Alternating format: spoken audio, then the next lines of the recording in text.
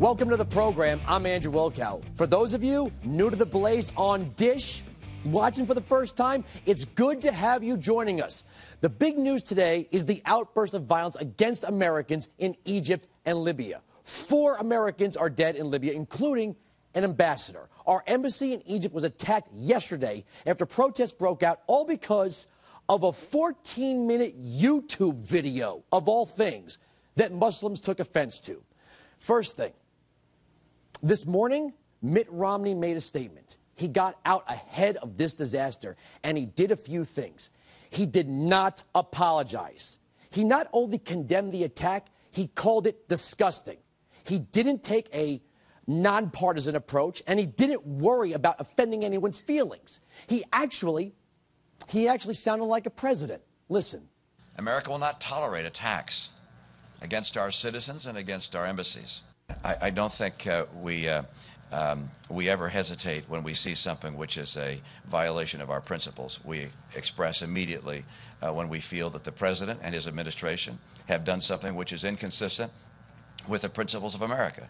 Simply put, having an embassy which has been breached and has protesters on its grounds, having violated the sovereignty of the United States, having that embassy reiterate a statement effectively apologizing for the right of free speech is not the right course for an administration. Meanwhile, the guy who actually is president continues to be wishy-washy in his response. He's being this guy, not this guy. Listen. The United States condemns in the strongest terms this outrageous and shocking attack. And make no mistake, we will work with the Libyan government to bring to justice the killers who attacked our people. Since our founding, the United States has been a nation that respects all faiths. We reject all efforts to denigrate the religious beliefs of others.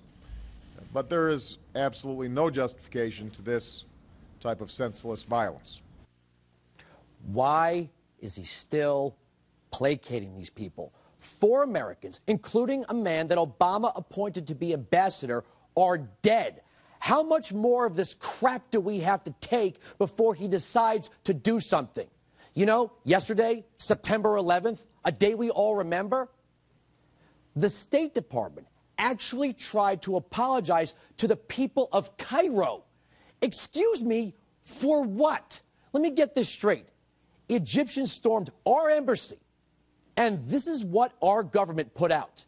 And I quote, "The Embassy of the United States in Cairo condemns the continuing efforts by misguided individuals to hurt the religious feelings of Muslims, as we condemn efforts to offend believers of all religions. Respect for religious beliefs is a cornerstone of American democracy.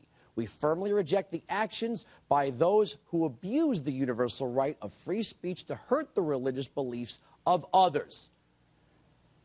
This is the same administration that praised the Arab Spring, that called the Muslim Brotherhood largely secular. This president has invited a radical Muslim Brotherhood operative who is now leading Egypt to the White House to sit down with him. Why do we keep pandering to these people?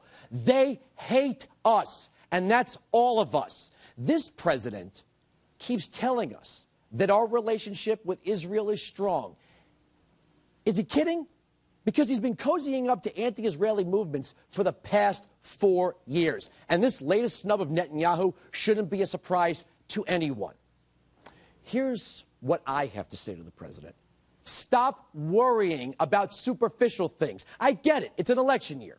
You're on the campaign trail. Stop being cool for 5 minutes. Nobody cares if you go on David Letterman. How about this? A little less Letterman, little more Netanyahu. I want to hear you taking a hard line against these Islamic radicals and stop softening their image. Start making your foreign policy crystal clear.